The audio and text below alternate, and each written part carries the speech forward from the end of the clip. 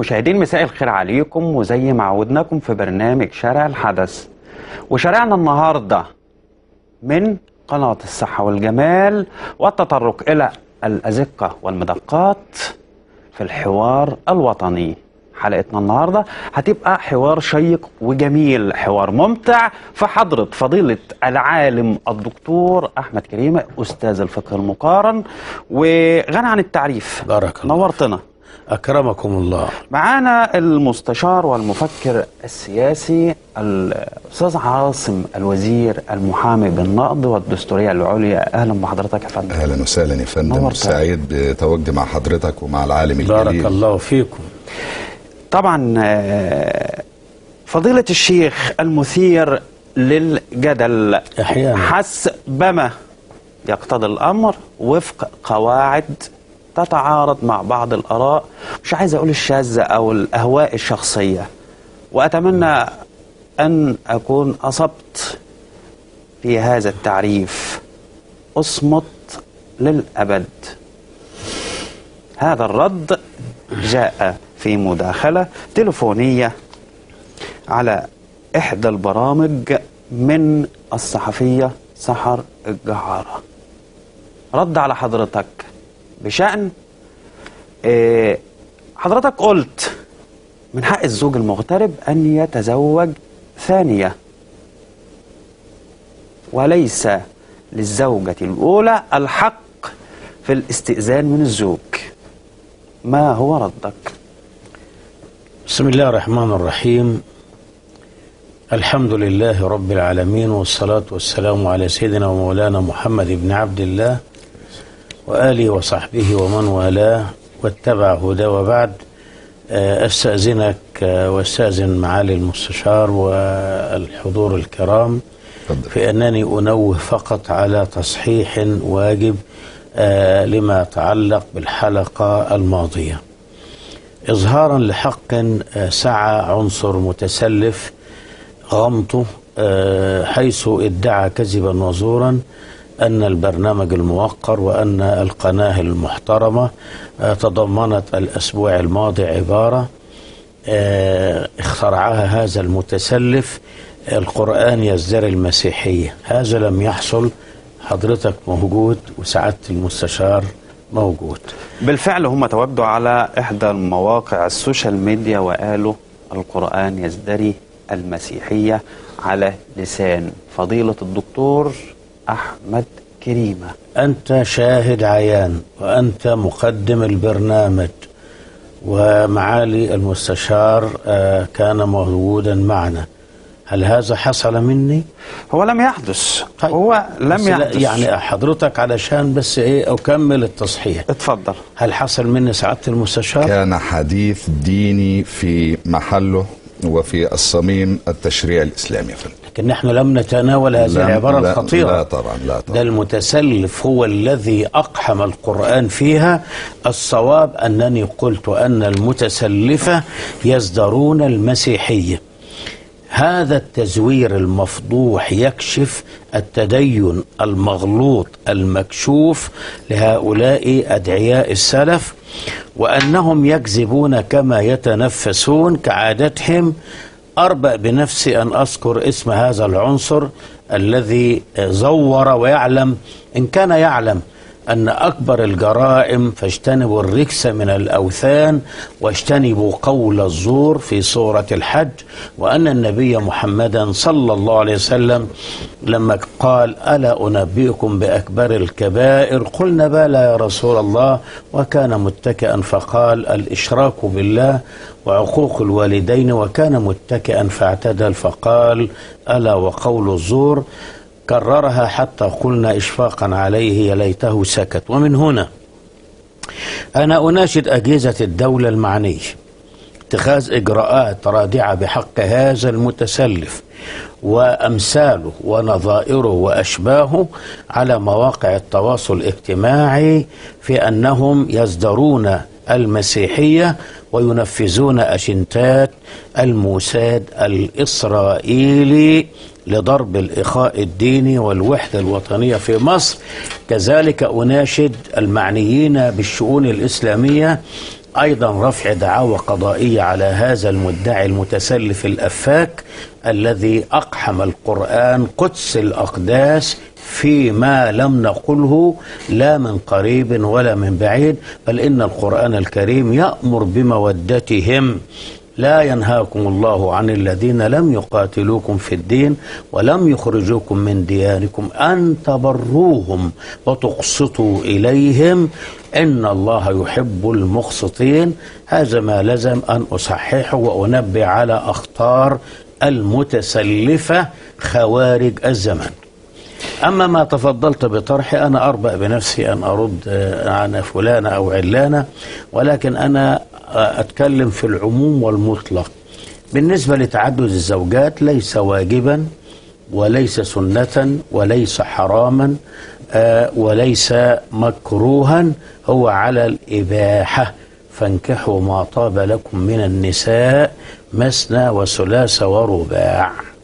هل الإباحة المشروطة؟ لا، هو الشرط كان العدل في العدل الحسي، يعني في النفقات. إنما قول الله سبحانه وتعالى ولن تستطيعوا أن تعدلوا بين النساء ولو حرصتم، هذا في الميل القلبي. في الميل، ولذلك الميل القلب. ولذلك الرسول صلى الله عليه وسلم كان يقول اللهم إن هذا قسمي فيما أملك فلا تؤاخذني فيما لا أملك. فالإنسان إذا يعني كان له ظروف معينة ودفعته إلى التعدد في الزوجات بما لا يزيد على 4، إذا كان يملك العدل الحسي اللي هو النفقات الشرعية والعدل بين الزوجات، هذا مباح. لم نقل لا أنه فرض، ولم نقل أنه سنة كما يقول المتسلفة، ولم نقل أنه حرام كما يسعى علمانيون وليبراليون وأمثالهم، ولم نقل أنه مكروه كما يقول من يدعون الحداثة. لا يخرج عن الحكم التكليفي أنه مباح. ثم إن الإسلام بالنص الدستوري دين الدولة، ثم إن الشريعة الإسلامية بالنص الدستوري الشريعة الإسلامية المصدر الرئيسي للتشريع. لا يجرؤ من يشهد أن لا إله إلا الله وأن سيدنا محمد رسول الله أن يلغي التعدد. استحال، ما يبقاش مسلم. شيء معلوم من الضرورة في الدين، ولكن تحضرني تصريحات وردود، وفضيلة العالم الدكتور بيربأ بنفسه حقه، ولكن من حق المشاهد، من حق المواطن، من حق الرجل والسيدة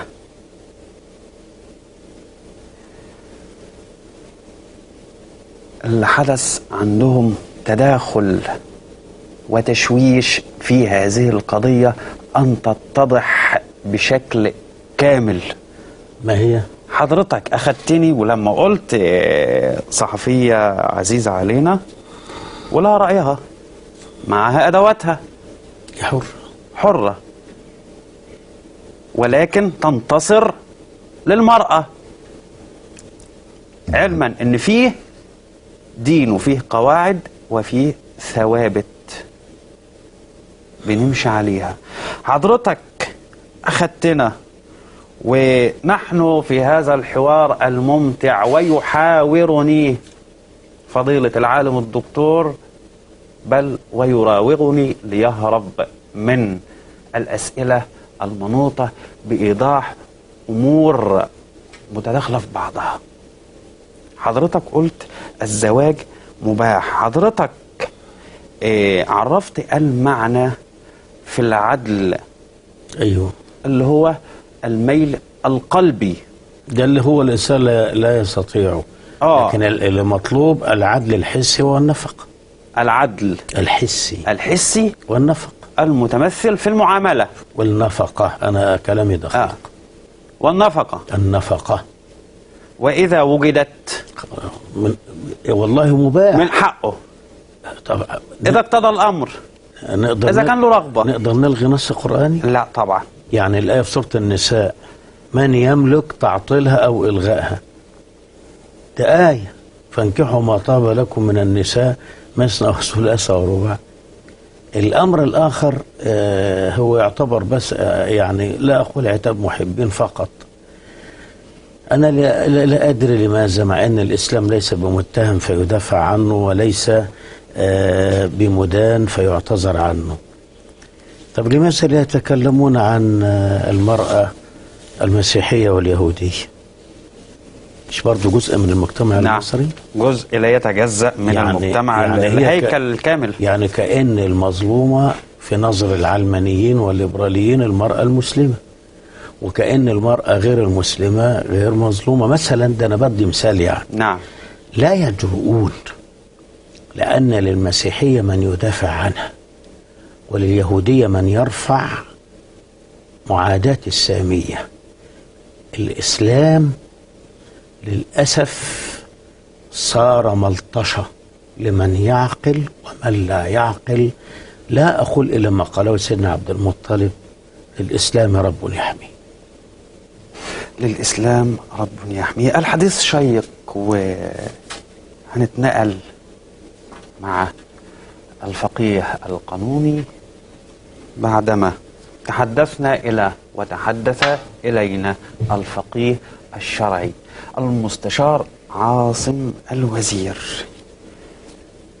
مش هسألك سؤال مباشر، ولكن محتاج ردك على كلام فضيلة الشيخ أحمد كريمة. أيضا لا تنسى أن تجمل رد الصحفية المحترمة واللي على رأسنا طبعا أستاذة سحر الجعارة، لما قالت الشيخ أحمد كريمة اصمت للأبد. رأي حضرتك؟ بسم الله الرحمن الرحيم.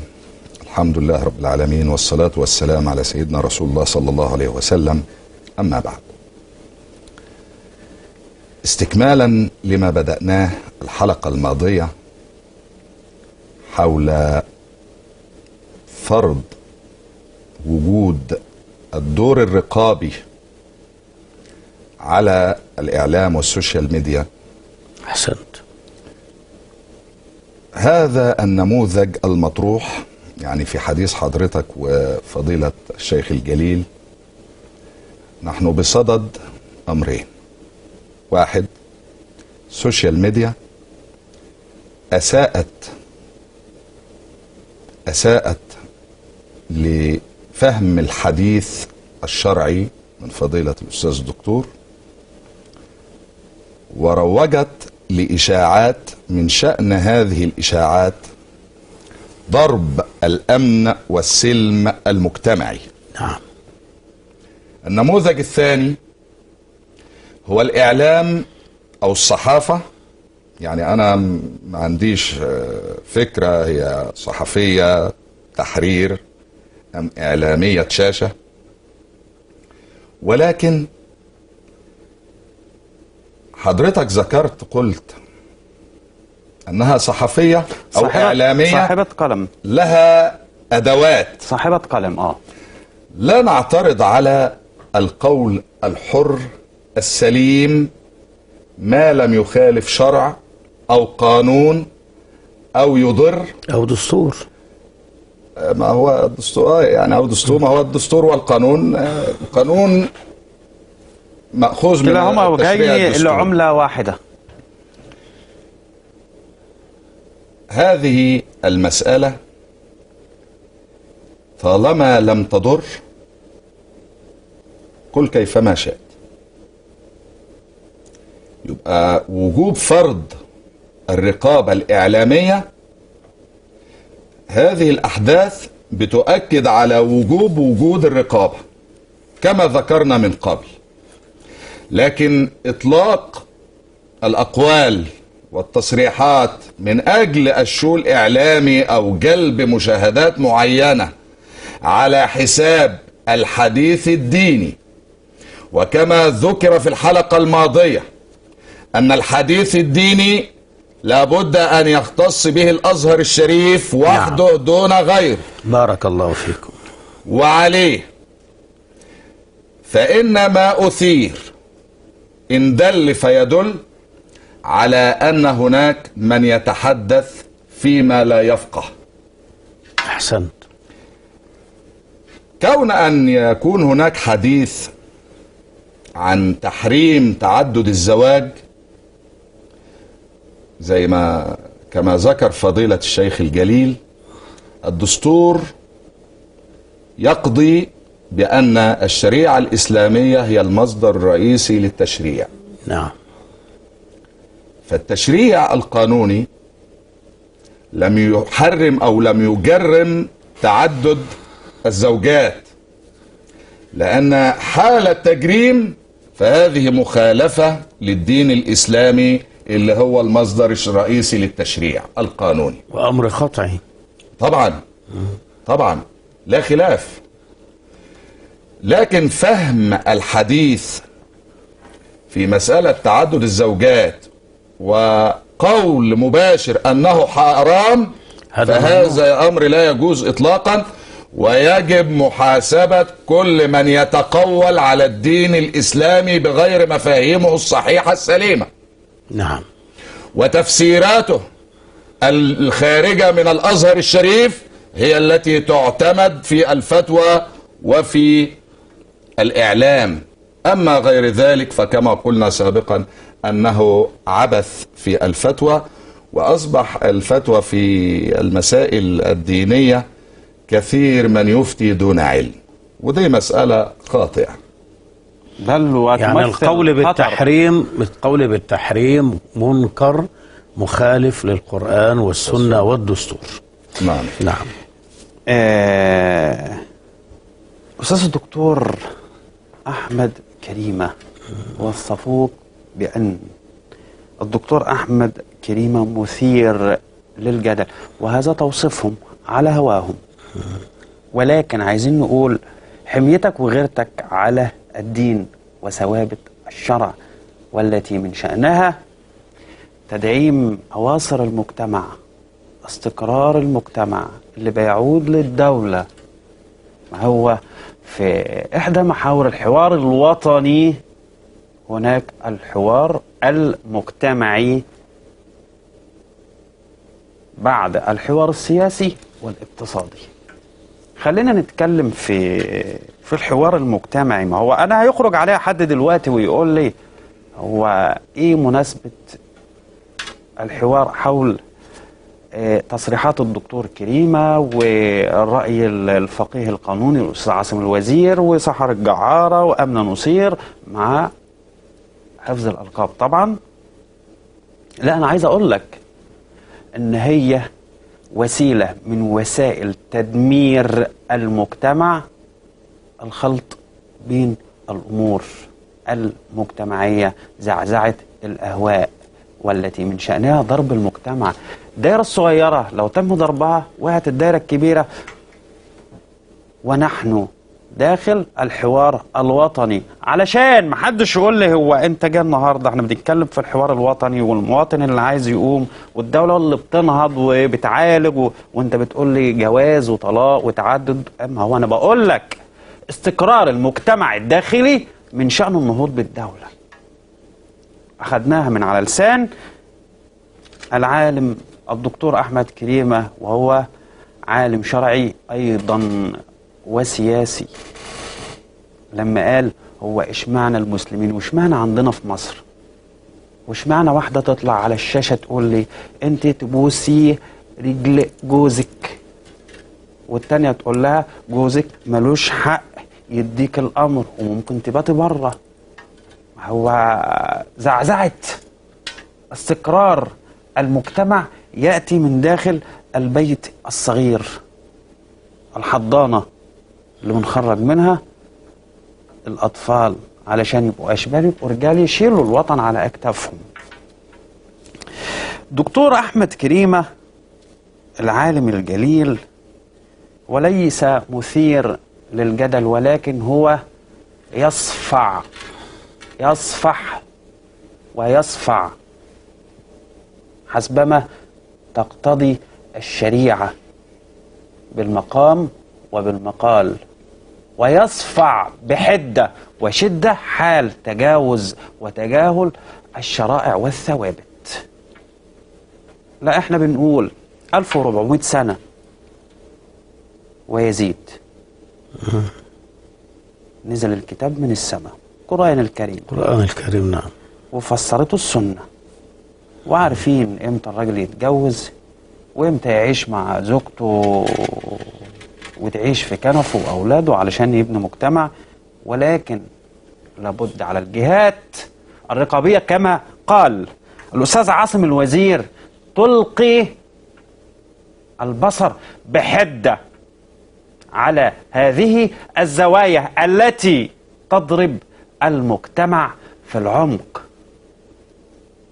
انت بتفتح للراجل وتقول له اتجوز، هو مكتفي ومرضي وتمام، مش لازم نقعد نفتح له كل يوم، نثير شيطانه، نثير نجمد قلبه.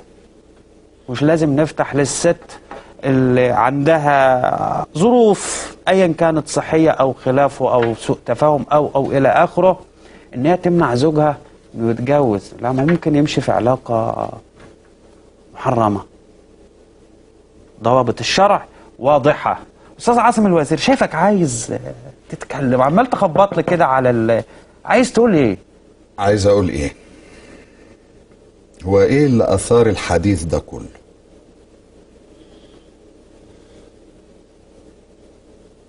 الاعلام. نعم. والسوشيال ميديا. من الذي رد على فتوى او الحديث الشرعي للدكتور احمد كريم؟ عالم ازهري؟ لا. يجب حضرتك عالم ازهري. لا، اللي ما رضش عليه صدر كلام شرعي. من المختص بالرد على هذا الكلام الشرعي؟ عالم ازهري بس. يبقى لما قلنا ان التخصصية في الرد والتخصصية في الافتاء القانوني الشرعي الاقتصادي علم النفس علم الاجتماع، يبقى هذا حديث في محله. إذن على الجمهور ألا يتلقى أي فتوى أو طبعا أي حديث في هذه الأمور إلا من المتخصصين علماء الأزهر في كل المجالات. حديثي ليس مقتصر على الفتوى الدينية، الفتوى الدينية، الفتوى القانونية، الفتوى الاقتصادية. أي حديث من شأنه أو متعلق بأمور علمية يجب أن من يرد يكون متخصص في المجال محل الموضوع المثار. أما والإعلام مفتوح ومباح للجميع من غير المتخصصين، فسوف أكون مصر على رأيي بأن ده عبث في الإعلام والسوشيال ميديا. هي قضية أمن قومي. طبعا قضية أمن قومي. طبعا لأن هو المجتمع منفتح. الوالد والوالدة والأخ والأخت والزوجة والابن والبنت والجيران اللي في الشارع بيستقوا منين يا فندم؟ السوشيال ميديا.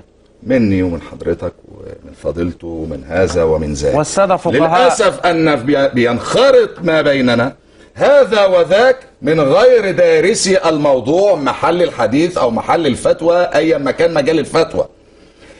يبقى بيحدث ده إيه عند المواطن؟ بلبلة وعدم تلقي معلومة سليمة. ينبني عليها كل الأخطاء والأمور السلبية بالمجتمع اللي احنا بنشوفها واللي الدولة بتكافحها وبتحاربها. ويدفع ثمنها مين؟ المواطن والمجتمع. ما هو المواطن، ما هو المواطن هو المجتمع. المواطن هو الذي يدفع ثمن هذا الهراء.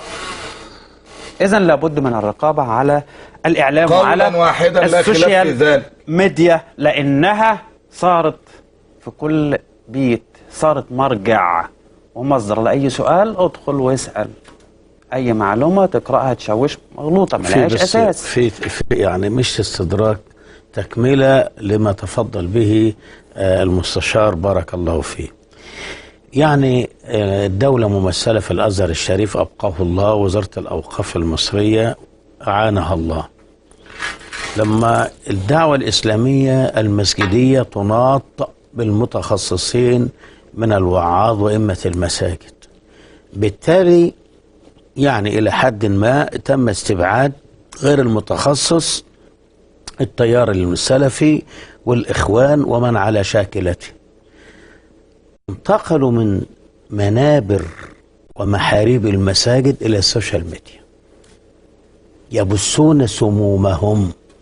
شوف النهاردة، يعني شوف الحلقة بتاع الولد المتسلف ده لما يقلب الكلام ويتهم القرآن ويختلق علينا ان احنا قلنا كلام لم نقوله. دي خطورة السوشيال ميديا. هنا انا اقول يعني تركين السلفية والكتائب الإخوان والدواعش وولاة الشيعة ومن على شاكلتهم وعلمانيين وليبراليين كله بينهش في صحيح الإسلام. بعد هذا الخلط ويأتي لا قدر الله حفظ الله البلاد والعباد، أنا أقول لك بصراحة، يأتي حادث إرهابي تقول لي عالج يا أزهر، أنت اللي ربيت الأفعى في حجرك. هو مين؟ يا ترى المجتمع، مجتمع، ما هو المستشار المجتمع وأنا معاه، المجتمع ربى الأفعى في حجره أيا كان بقى. ما تجيش ربوا الأفعى في حجركم سلفية وإخوان ودواعش وشيعة لحسابات خاطئة معينة، وبعد لما يجي حادث إرهابي لا قدر الله لا نتمناه تيجي تقول لي فين الخطاب الديني وعالج؟ أنا ببني وغيري بيهدم وأنت بتتفرج كمجتمع. أنا ببني والسلفي عايز تقول ما ناخدش معلومة أو فتوى غير من مصادرها الصحيحة. ده نص دستوري، هذه خلاصة، هو ده فضل، هذه خلاصة، ده المادة 7 من الدستور الساري. الأزهر الشريف وحده المسؤول عن الشؤون الدينية. إذا نرسل الرسالة للمجتمع الجميل، مجتمعنا اللي بنقول له 2000 سلام وتحية.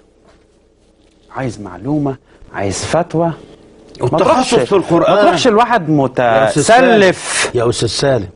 التخصص في القرآن عشان ما يجيلش واحد يقول لك ايه حرية الفكر مش عارف ايه والكلام العك اللي بيقولوه الكومبوزيشن الانش. الله قال الآية 83 سورة النساء ولو ردوه إلى الرسول، ده في حياته، إلى المستجدات، وإلى أولي الأمر منهم، هنا في المجال ده الفقهاء، لعلمه مين؟ الذين يستنبطونه منهم، يعني أهل التخصص. نص في القرآن سورة النساء الآية 83.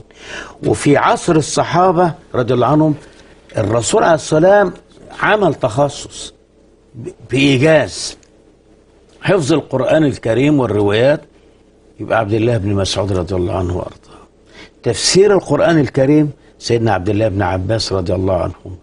رواية الحديث سيدنا أبي هريرة رضي الله عنه وأرضاه. الفتية في القضاء سيدنا علي بن أبي طالب رضي الله عنه وأرضاه. الفقه سيدنا عبد الله بن عمر رضي الله عنهما. هقول ايه ولا ايه؟ كلامنا زي ما حضراتكم شايفين من صميم الحوار الوطني البند الثالث وهو المجتمعي. يعني المجتمع عايز تضرب شخص أو ذات أو كيان، اضربه في عقيدته، شككوا فيها، اعمل له اضطراب، ضربته الأسس والثوابت. الآن لا أخاطعك في مخطط لئيم خبيث لضرب القامات العلمية وبالذات في الأزهر الشريف. ونناشد القيادة المصرية بتحصين علمائنا، وزي ما بيقولوا من عند ربنا ولحمهم مر. والتخصصية هنرجع ونروح ونقول التخصصية طبعا استكمالا لكلام مولانا. هل الخلاصة؟ نعم. قبل ما نطلع الفاصل، هناك نص قانوني مستحدث، وانا بقول الكلام ده علشان اختصر في جملة ونجيب الافادة. نص قانوني مستحدث يمنع تعدد الزواج ام لا؟ لا طبعا ما فيش. لا يمكن اطلاقا. لا يمكن. الشريعه الاسلاميه المصدر الرئيسي للتشريع النقلي والوضعي. يا فندم هقول لحضرتك، الدستور ده هو قبل ما نتكلم في الدستور، ما هو عشان اوضح لسيادتك، اصل التشريع الوضعي هو التشريع الديني علشان المشاهد يوصل معايا في جملة كي يفهم لا يوجد نص قانوني لا يوجد نص قانوني أخذا من الشرع من الشريعة أو لا الإسلامية يوجد نص قانوني يتعارض والقرآن مع الكريم. القرآن والسنة. والسنة أي المفسرة قانون بالقرآن. يتعارض مع الشريعة الإسلامية قانون لا يوجد منعدم. لا يوجد قانون، نعم. لا يوجد نص قانوني نعم. عشان المشاهد يفهم. ما لا يوجد نص قانوني لمنع تعدد الزوجات. إذن التعدد في الزواج قاعدة مشروع ثابتة، ومباح. مشروع ومباح. ومباح. نعم. أظنها وصلت، ومش هنطلع كل يوم نقول التعدد حرام، وأيضا مش هنشجع واحد بقى يعني حليلة أم حلوة. خليلة، حليلة أم خليلة. هنروح بعد ما بقول لك نخلص. حليلة أم خليلة. هو حصرها حليلة حلالك ملكك بالدين وبالشرع وبالقانون، أم خليلة في الحرام. حضرتك مباح تتجاوز معها الشرع وتتجاوز معها القانون وتتجاوز معها جميع الأعراف بمختلف الديانات. كلامنا رايح ورسالتي لأستاذتنا القامة الكبيرة اللي قالت فليصمت للأبد، بقول لها لا، في دين أنا أرد في ومرجع المسألة ديني. دي هذه وبقول خلاصة. لا اجتهاد مع وجود النص. الله يفتح عليك. هذه قاعدة شرعية وقانونية، لا اجتهاد مع وجود النص، لا اجتهاد. والنص في القرآن واضح وصريح. ونخرج فاصل. نخرج فاصل. المشاهدين، ورجعنا لكم من شارع الحدث، وشارعنا في الفقرة الثانية عن مشروعية المحاماة. المحاماة هل هي مهنة أم رسالة؟ هل الدفاع عن شخص وتبرئته في حال وجود شبهة جنائية أو أنه ارتكب جرم من عدمه وخرج براءة، هل يحاسب عليه المحامي؟ هنروح لفضيلة، احنا بنرجع للثوابت دايما، والثوابت من الدين، القرآن والسنة.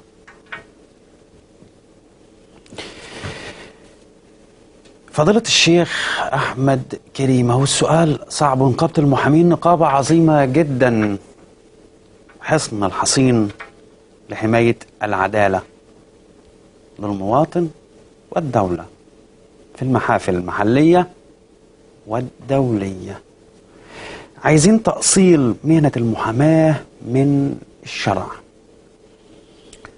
بسم الله الرحمن الرحيم.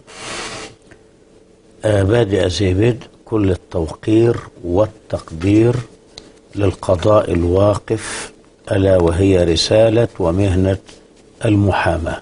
جزاكم الله خيرا.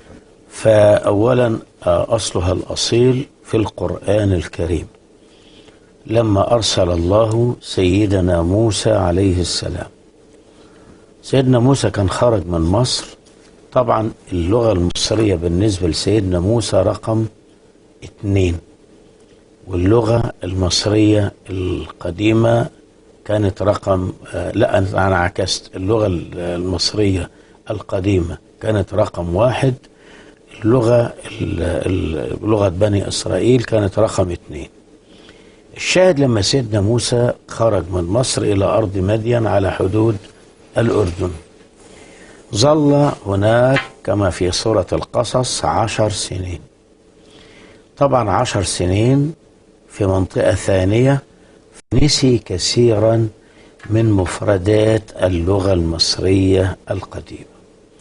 ربنا سبحانه وتعالى بحكمته لما أرسله في سيناء المصرية العظيمة، الوادي المقدس الذي لا يقل قداسة عن مكة والمدينة والقدس، لأن حتى إن في ميزة الوادي المقدس أن ربنا أمر سيدنا موسى بخلع نعليه، ولم يرد بخلع النعلين في غير هذا الموطن في الكرة الأرضية. الشاهد سيدنا موسى عليه السلام احتاج إلى معين، إلى معين. قال له أرسل معي هارون. ليه؟ لماذا؟ قال هو أفصح مني لسانا. أفصح منه ليه؟ لأنه هو سيدنا هارون لم يغادر مصر. سيدنا موسى غادر مصر عليهما السلام، هو احتاج معين معاه يقدر يتعامل في ما نساه من مفردات. النبي محمد صلى الله عليه وسلم والحديث في البخاري قال في حق المتخاصمين أو المتنازعين: لعل أحدكم أن يكون ألحن، يعني أوضح أفصح من أخيه فأقضي له على نحو ما أسمع. لعل أحدكم يكون ألحن، يعني أوضح وأقوى من أخيه فأقضي له على نحو ما أسمع. ومن هنا فرسالة ومهنة المحاماة القضاء الواقف. طبعا القضاء أصل أصيل في الشريعة الإسلامية. ده أنا سأفجر مفاجأة سارة للقضاء بأنواعه، سواء القضاء الجالس على المنصة وقضاءنا المصري شامخ، أو القضاء الواقف، ونحيي نقابة وأعضاء نقابة المحامين. العالم بالعلوم الشرعية أو الإسلامية اسمه إيه في الحديث النبوي الشريف؟ وارث علم رسول الله. العلماء الأنبياء. جميل. طب تعال بقى للقاضي. القاضي مرتبته أعلى. هتستغرب، ده في القرآن. في القاضي مرتبته أعلى من العالم. من العالم. أيوه. ليه؟ لأن القاضي خليفة عن الله. اقرأ سورة صاد: يا داوود إن جعلناك خليفة في الأرض فاحكم بين الناس بالحق. خطورة هنا القاضي. ولذلك ربنا سبحانه وتعالى اما في سورة الحديد انه بيبين انزلنا الحديد ويبين المهمات. الحديد العدل بين الناس، والعدل من اساسه ايه؟ القضاء. ولذلك عندنا في الفقه الاسلامي القضاء باب واسع وله أركان وشروط وآداب ومقتضيات وإلى آخره. فمن هنا نقول القاضي سبحان الله العلي العظيم بالنص القرآني خليفة عن الله. أنا عيد الآية: يا داود إن جعلناك خليفة في الأرض فاحكم بين الناس بالحق ولا تتبع الهوى. ومن هنا يحق للقضاة اللي على المنصة والواقف أنه يستشعر الخطورة والجسامة في رسالته، وأيضا الجزاء المترتب. لأن ربنا لما جه يقيم دستور قرآني سبحانه اختار 6 كلمات. الآية 90 سورة النحل: 3 مأمورات و3 محظورات. لو جمعت جهابذة الدساتير والقوانين في سطر إلا قليلا ما استطاعوا. إن الله يأمر بالعدل والإحسان وإيتاء ذي القربى وينهى عن الفحشاء والمنكر والبغي. مجموعهم يعظكم لعلكم تذكرون. اجمع لي أساتذة الحقوق، واجمع لي حقوق الإنسان، واجمع لي الأساتذة مع احترامنا الأكاديميين في القانون الدستوري. هم عايزين نعمل دستور، نرجع لمرتبة يعملوا القاضي خليفة عن الله. ماذا لو أخل بأدوات العدالة؟ شوف هو اللي ستك، هذا ليس دوري. احنا نحسن الظن يا سيدنا، لا أنزلق إلى هذا. احنا نحسن الظن في القضاء الشامخ، نسأل الله له في المطلق العام. لا أستطيع أن نحن في هذه الحلقة وهذا البرنامج ليس دوري، بنصحح مفاهيم. أنا قلت وبقول النهارده بالمناسبة مشروعية المحاماة ودخلنا على مشروعات هارون أخي جابوا محامي. نعم جابوا محامي. وبالمناسبة فضيلة العالم الدكتور أحمد كريمة، وأنا وأنا تلميذه في الأزهر الشريف، أعقب عليه، ولكن كنت أتمنى إن هو يبعت رسالة لأي قاضي يحاول أن تغرر به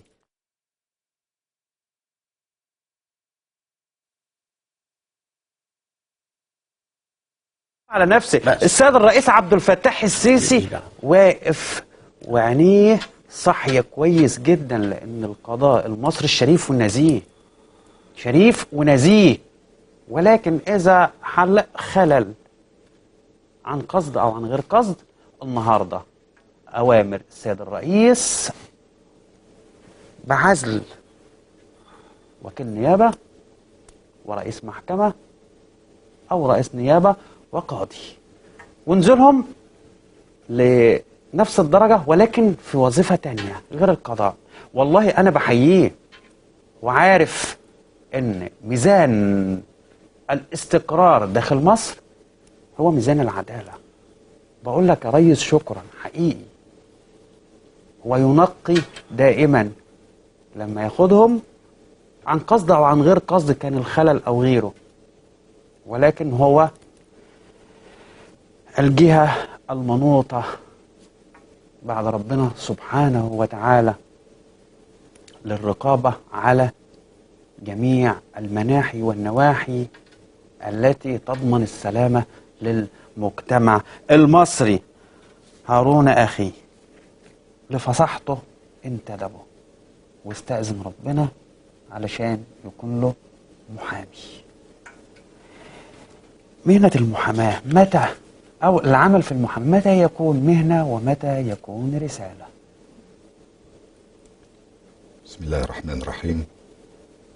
أولا في مسألة النموذج الذي طرح الآن بشأن أن السيد الرئيس يعزل هذا أو ذاك، هي نماذج بسيطة جدا جدا جدا من واقع خبرتي العملية. نعم. أقرر بأن القضاء المصري نزيه وشريف، والقضاة أنفسهم رجال يتمتعون بالصلاحيات التي يجب أن تكون في القاضي حسبما أوجب الدين الإسلامي وحسبما أوجب القانون. ولدينا قضاة خير من يمثلون العدالة في الأرض. أما عن المحاماة فأقول يا سيدي، العدل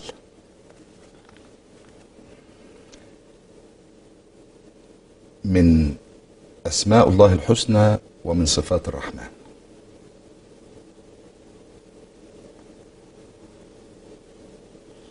العدل يعني في محاكمة ربنا سبحانه وتعالى الذي يعلم ما بداخل الأنفس والصدور، ويعلم كل كبيرة وصغيرة وكل فعل يرتكبه الإنسان، سيقيم محاكمة. هذه المحاكمة بتشهد الجوارح على صاحبها، ولكن هو الحكم العدل. ففي هذا التوقيت مفيش دفاع. ليه؟ لأن الله سبحانه وتعالى يعلم كل كبيرة وكل صغيرة، ويعلم ما في الأنفس، ويعلم النوايا. ولكن في الأرض القاضي أمامه أوراق يحكم من خلال هذه الأوراق. المحامي يناقش هذه الأوراق المطروحة على القاضي. إذن فإن هذا العمل هو عمل ديني سليم وعمل قانوني سليم، لأن العدالة صحح مفاهيم فقط علشان رسالة بس للنقابة عظيمة جدا. نحن نصحح مفاهيم ربما تكون مغلوطة عند بعض الناس، بنصحح. تمام. وده دورنا، فقيه وفقيه. تمام.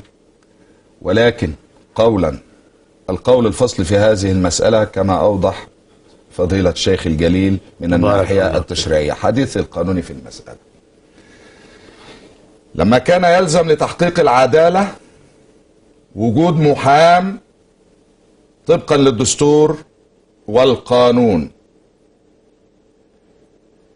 فالمحاماة مهنة أم رسالة؟ المسمى التوصيفي مهنة. الغاية والهدف هي رسالة سامية. المحامي في مهنة المحاماة بنقول، مش أنا اللي بقول، ده النصوص الدستورية والقانونية بتقول أن المحاماة مهنة حرة تشارك السلطة القضائية في تحقيق العدالة وتأكيد سيادة القانون. فماذا لو غابت العدالة في المجتمع؟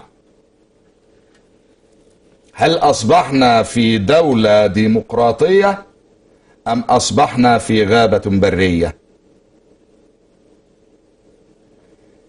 عمل المحامي إن كان عمل حر، إلا أن الغاية النبيلة لهذه الرسالة أهم بكثير من أي اعتبارات أخرى. والسادة المحامين يعني بيتحملوا متاعب كثيرة للوصول إلى الهدف، وهو تحقيق العدالة في ساحة القضاء.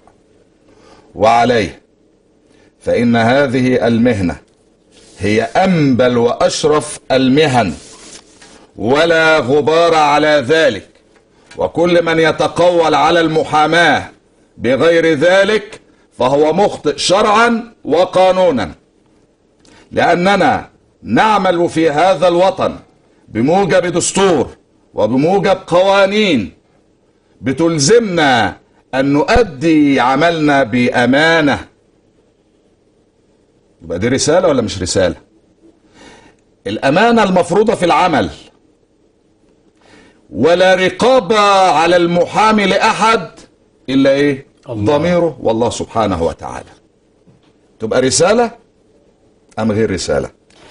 هي رسالة. هي رسالة. إذن وانطلاقا طالما أن تحدثنا عن المحاماة وبصفة محامي، ومن خلال حديثنا حول الحوار الوطني، فأقترح أو أود أن تمثل نقابة يعني نقابة المحامين تمثل بأعضاء في لجنة الحوار الوطني.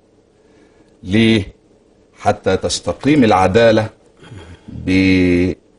بطرفيها، القاضي الجالس والمحامي الواقف المدافع. إذا استقام الاثنين وأصبح لكل منهم مبتغاه وأنه يؤدي رسالته في حرية وبضوابط ودون قيود، استقامت العدالة وصلحت الأحكام. ولا أنا أحسنت. واستقر المجتمع.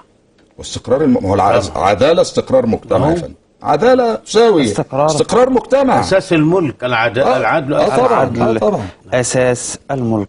وما هي الآليات المفترض وجودها حماية لاستمرار الرسالة في عالم المحاماة؟ والله لاستمرار الرسالة إن شاء الله الرسالة مستمرة. الآليات، نصيحة لإخواتك الصغيرين السادة المحامين الأشبال الجمال اللي طالعين، تقول لهم إيه؟ العلم ثم العلم ثم العلم. أحسنت. الاجتهاد، الأمانة مع النفس ومع الغير، الصدق، وأهم من هذا وذاك أيضا الصدق مع القاضي الذي تترافع أمامه. لأن القضاء الجنائي هو قضاء عقيدة، وما يخرج من القلب يصل للقلب. فلا بد للمحامي أن يؤمن بقضيته وبدفاعه، لأنه إن لم يكن مؤمنا بدفاعي فلن يستطيع إيصال ما يبتغيه إلى قاضيه الذي يحاكم المتهم اللي هو متولي الدفاع عنه في هذه القضية. يبقى لأدوات النجاح العلم، الاجتهاد، الأمانة، الصدق مع النفس، مع الغير من المتقاضين الموكل، مع القاضي الذي سينهي النزاع في هذه القضية سواء للطرف هذا أو للطرف ذاك. ولكن الإيمان بالرسالة هي أسرع طريقة لنجاح المحامي. خلاصة الكلام في تصحيح مفاهيم يا جماعة. احنا بنصحح مفاهيم مغلوطة في الشارع المصري بس، لا ندعي ولا نتهم. قلعة الحصون، حماية المواطن ومن ثم المجتمع. ولكن بعض المفاهيم مولانا الشيخ قال لها تأصيل شرعي، واستند إلى هارون، واستند إلى حديث النبي عليه الصلاة والسلام. رحنا لسيرة المستشار وشرح هي ازاي رسالة ودورها وأهميتها داخل المجتمع، وكيف هي عماد قائم عليه استقرار مجتمعي منبني على العدالة. وقبل ما نخرج الفاصل يراودنا سؤال جريء شوية، اتفضل يا فندم. لا نقصد منه شيء سوى استفسار. الخطأ في الإجراءات القانونية للضبط، خطأ في الضبط، مش عارف بتقوله هو خطأ إداري في ظل وجود تلبس كامل، ولكن فيه خطأ إداري. هل ده يوجب أن المحامي يتنحى عن المتهم؟ تمام. أولا من ضمن أن المحاماة رسالة، نحن نفرج الكروب عن المكروبين. الحمد لله. ومولانا فضيلة الشيخ يعلم الحديث الشريف في نعم. تفريج الكرب. أما بالنسبة للأخطاء الإجرائية، حال مطالعة أوراق أي دعوة بتعرض على المحامي، أنا هتعامل مع القضية بقانون خاص بي أنا، أم بنفس القانون الذي سيتعامل به القاضي الذي سيقضي بالبراءة أو الإدانة؟ فالقاضي هو الذي يقضي بأن هذا بريء وذاك مدان. لما المحامي بيجي يؤدي رسالته وندخل النقابة عشان نمتهن الرسالة بتاعتنا دي ونؤديها، بنقسم يمين، لابد أن نلتزم بهذا اليمين. من هذا القسم احترام الدستور والقانون. يبقى لما يكون في خطأ إجرائي في القانون، دي ليس تدخل من المحامي ولا عبث من المحام في ماديات الدعوة، لأن المحام إذا عبث في ماديات الدعوة قاصدا بتغيير الأفعال أو بارتكاب ما يسمى جرائم، كأن المحامي يزور مستند، إن المحامي يجيب شاهد زور، لا، يبقى دي أفعال محرمة ومجرمة. لكن لما أناقش الخطأ الإجرائي من حيث النص القانوني، فليصمت الجميع إذا كان هناك نص قانوني يقضي بأن هناك إجراء باطل. ليه؟ يبقى لازم احترام النص القانوني، لأنه لا اجتهاد مع وجود النص أيضا في القاعدة القانونية كما في القاعدة رغم الشرعية. وجود الإدانة مادية. ما أنا هقول لحضرتك يا فندم، ما أنا هقول لحضرتك، جاي لك في النقطة دي.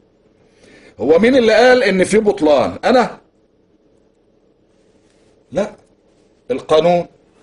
مثال، لما القانون يحدد اجراءات معينة لضبط جريمة ما، مثال بسيط، جرائم التلبس في المخدرات. جريمة تلبس بإيجاز يعني أن مأمور الضبط القضائي يشاهد الجريمة ويتأكد منها، وبعد ما يتأكد من الجريمة يعمل ايه؟ يقبض على المتهم. طب فرضا ان في الأوراق أنه قال أنا ضبطت فلان، وخلت الأوراق مما يفيد تأكد هذا الضابط من الجريمة قبل التعرض المادي للشخص المقبوض عليه ده. يبقى التصور ايه؟ هل انا كمحامي لما يكون عندي النص التشريعي والقانوني في قانون الإجراءات الجنائية بيستلزم إجراء ثم يقضي بأنه حال عدم وجود هذا الإجراء يكون هناك بطلان، يبقى أنا ليس لي أي دخل في هذه المسألة، لأنني أتعامل معاملة قانونية مع القضاء الذي يقضي بالإدانة أو البراءة على الموضوع، ملتزمين جميعا بالإجراءات القانونية التزاما للنص التشريعي القانوني. اللي بيقول في بطلانات، ما هو في إجراءات القانون الإجراءات الجنائية استلزم لها أمور وشروط معينة، ونفس القانون الإجرائي قانون الإجراءات الجنائية في مادته المادة 331 من قانون الإجراءات الجنائية، أي إجراء جوهري يخالف مخالفة أي إجراء جوهري في القانون يجب البطلان.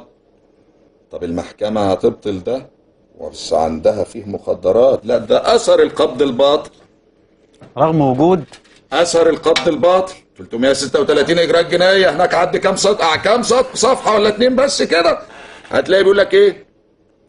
يترتب البطلان إذا قضي بالبطلان ينسحب أثر البطلان إلى الإجراءات اللي علشان وقتنا، وقلنا بنصحح مفاهيم بإيجاز بنقدم كلمة مصطلح. ما بني على باطل فهو ما بني على باطل فهو باطل دون النظر إلى ماديات الموضوع إيه؟ متلبس بالقانون وخطأ إجرائي براءة. طيب القانون رسم هل رسالة المحامي في هذا الأمر أنه ينسحب من الدفاع عن شخص حتى هو مدان؟ نتعامل من خلال القانون والأوراق. هل هي من مواثيق المهنة؟ لسنا شاهدي وقائع، المحامي لم يشهد هي دي الواقعة. اللي أنا عايز أوصل لها، هي دي المحامي اللي عايز أوصل لها. واقعة، والمواطنين في مصر جميعهم يعلموا أن أي مواطن لديه مشكلة ويذهب للمحامي ما لا يعترف للمحامي بأنه مرتكب جريمة، فكيف يسأل المحامي عن جريمة الآخر؟ كيف؟ ولماذا المحاماة هي التي توضع في هذه البوتقة الحديثية في الإعلام؟ أليس هذا أمر من شأنه التقليل؟ لا قدر الله. لا ليس حديث عن سيادتك، ولكن هذا حديث شائع. نحن نصحح مفاهيم خاطئة فقط، نصحح مفاهيم، لا نتهم ولا ندعي. تسمح لي بس من خلال لأننا أقسمنا قسم على احترام الدستور والقانون. أضيف حاجة شرعية تخفف وطأة هذا. أولا احنا عندنا في الإسلام أو التشريع الإسلامي قال صلى الله عليه وسلم ادرأوا الحدود بالشبهات، ادرأوا الحدود نعم. بالشبهات. نعم.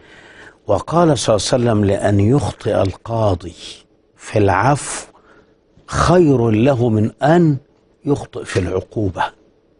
شوف يعني ادرأوا الحدود بالشبهات. احنا عندنا في الفقه الإسلامي، أنا أستاذ فقه، اما نيجي في باب الجنايات والحدود، تمام، نعم.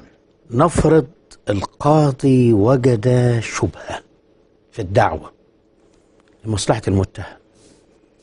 يعني أذكر من طرائف العلماء زمان، جيء للخليفة آنذاك فبرجل العسس أو الشرطة قالت أنه يعني سرق، فرئيس الشرطة بيقول للمتهم أمام الحاكم: أصدق مولانا. فأراد العالم الفقيه أن يوعز للمتهم بعدم الاعتراف. عارف قال له ايه؟ ليس الصدق في كل المواطن.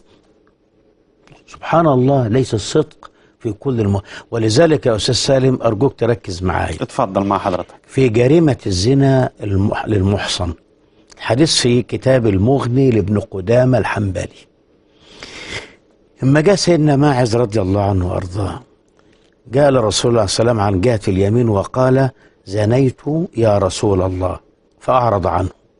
فجاء من اليسار قال: زنيت يا رسول الله، فأعرض عنه.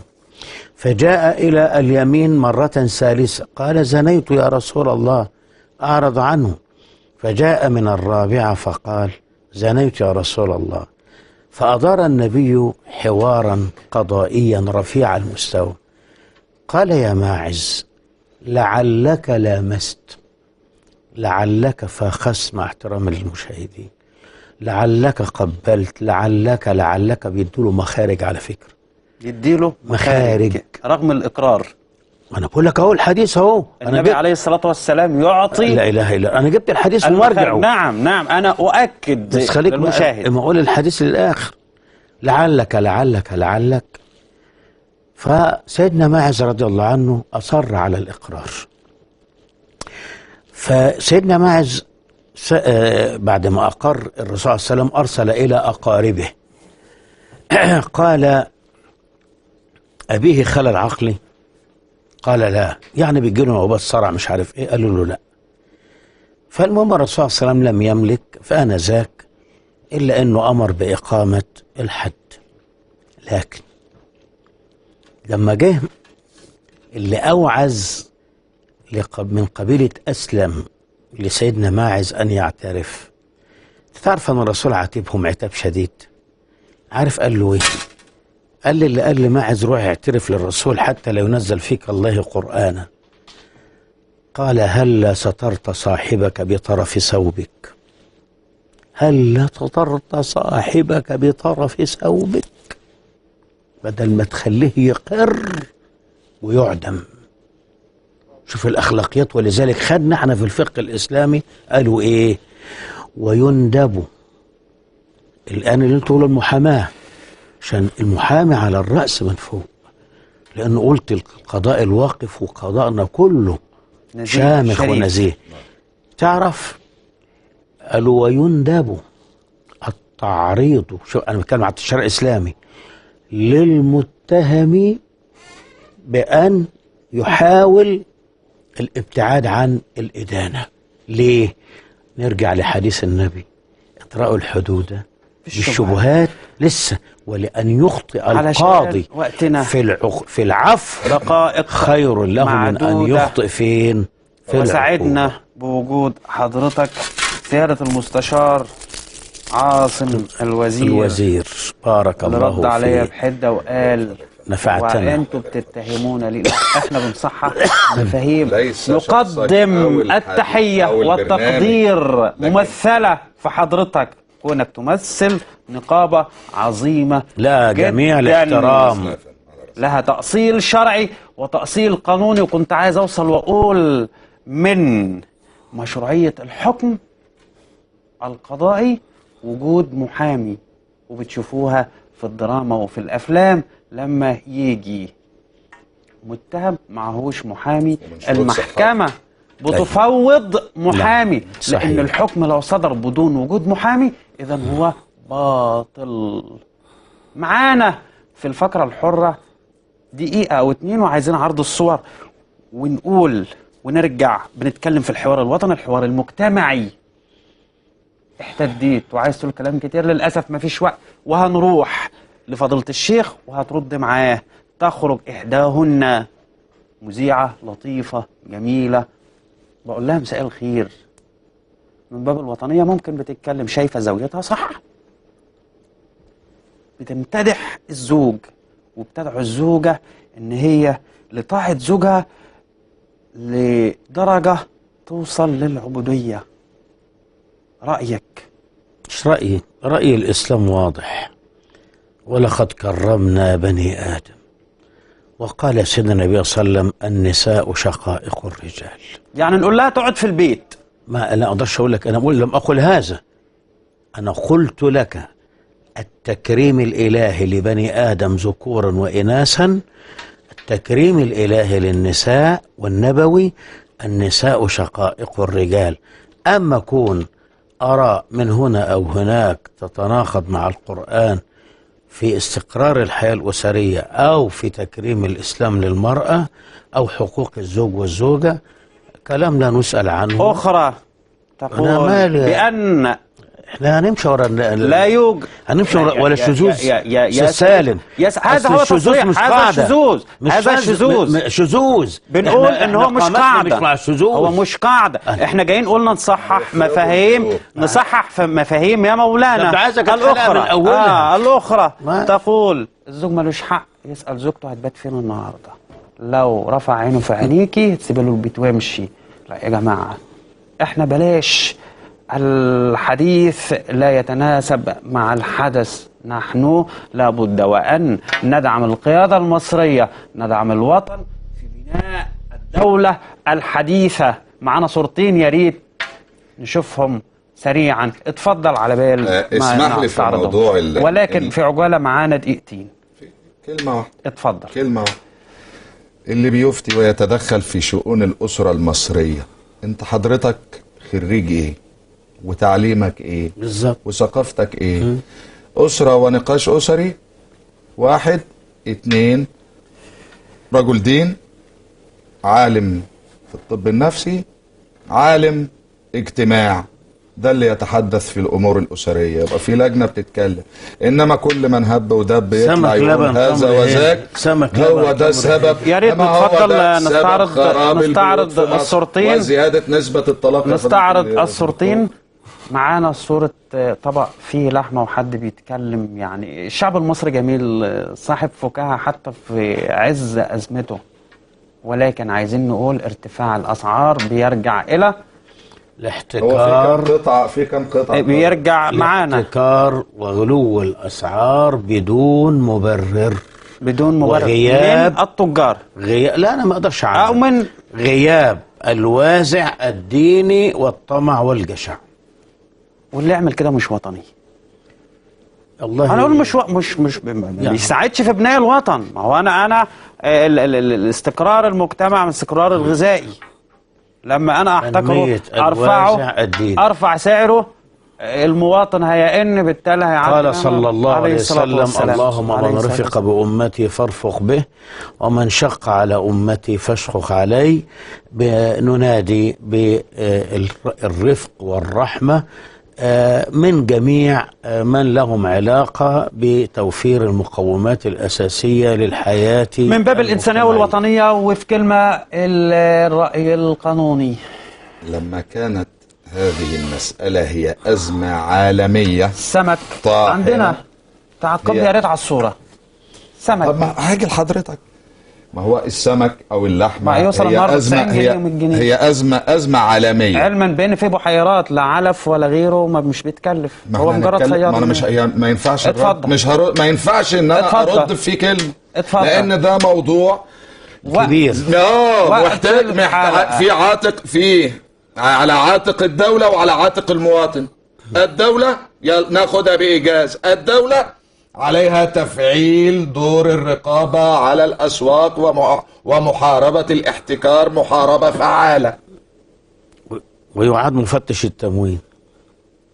ده لو القسم مسألة الإعادة لا ده لابد أن بتقول يكون الرقابة. هناك دورات بتقول الرقابة، حتى يكون المراقب في السوق بقى واللي بيشوف التجار على علم ووعي بالألاعيب اللي بتتم في السوق. نظرا لضيق الوقت قلنا من باب عبء على الإنسانية، المواطن. من باب الشرع، من باب الشرع وهناك حرام. عبء على المواطن كما ذكر فضيلته، لكن أضف جزئية بسيطة، وهي أن المواطن مستهلك استهلاك كبير جدا. لو عملنا ترشيد استهلاكي وخدنا النموذج الأجنبي أو النموذج الأوروبي نطبقه علينا في الاستهلاك هنوفر كتير. عايزين بلدنا تقوم، عايزين تنهض.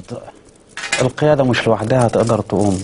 مصر بلد عظيمة، مصر مليانة بالخير، فيها ناس كتير كتف في كتف، نموذج جميل جدا العالم كله كان بيحكي عليه، كل أطياف المجتمع شاركت فيه، ولكن على من يمتلك قوت مصري سواء مسلم أو مسيحي من باب الوطنية، من باب الإنسانية، من باب عقيدتك أو ديانتك، الرأفة والرحمة.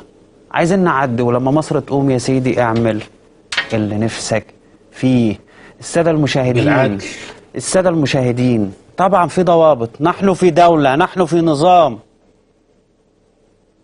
الضوابط تحكم الجميع، والوطنية توجب على أي شخص يتجاوز في حق أخيه حتى في الكلمة تقول له لا.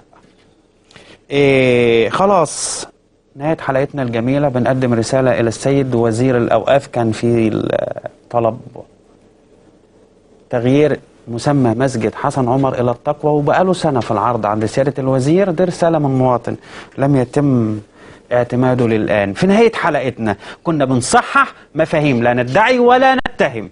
بنقول كل التحية للقضاء المصري اللي في عز أزمته كان العماد اللي قايم، تصحيح مقبول يا اللي فندم. كان في عز أزمته عماد شايل الدولة. السيد الرئيس عينه صاحية، بنقول له ألفين سلام وتحية، وإحنا معاك وكتف بكتف في يا ريس. بنصحح مفاهيم قالوا الشيخ أحمد كريمة مثير للجدل وليس مثير للجدل، ولكن هو غيور على الدين، وبيقول الحاجات اللي المفترض من 1400 سنة قواعدها عندنا ملهاش لازمة عشان تجمعوا كم لايك أو عشان تجيبوا مشاهدات. نجيب قضايا ونعمل زعزعة في المجتمع الأسري، نضرب المجتمع من داخل البيت، التعدد وغير التعدد والكلام ده يا جماعة من باب الغيرة. السادة المحامين كنا بنصحح مفاهيم، والقضاء المصري شرط صحة الأحكام في وجود المحامي، ونتمنى الاهتمام بهم في الحوار ويا ريت في الحوار الوطني. في نهاية الحلقة اتكلمنا عن حاجات كتير، حاجات كريمة جميلة. في نهاية حلقتنا بنقدم تحياتنا من شارع الحدث، والسلام عليكم ورحمة الله وبركاته.